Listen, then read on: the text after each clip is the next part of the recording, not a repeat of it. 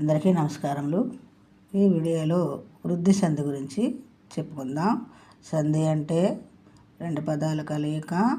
వృద్ధులు, ఇక్కడ చూడండి, వృద్ధి అంటే ఇక్కడ వృద్ధులు. అక్షరమాలలో ఐ ఔ అక్షరాలను వృద్ధులు అంటారు. అకారానికి ఏ ఐలు పరమైతే ఐకారం, అకారానికి ఓ ఔలు పరమైతే ఔకారం ఏకాదేశమగును. సూత్రం చూడండి. అకారానికి ఏ ఐలు పరమైతే ఐకారం, ఓ ఔలు పరమైతే ఔకారం ఏకాదేశమగును. ఉదాహరణ చూడండి. వసుధ ప్లస్ ఏక. ఇక్కడ అకారానికి ఏ పరమైంది, ఐకారం ఏకాదేశమగును. వసుదైక. వన ప్లస్ ఓషధి.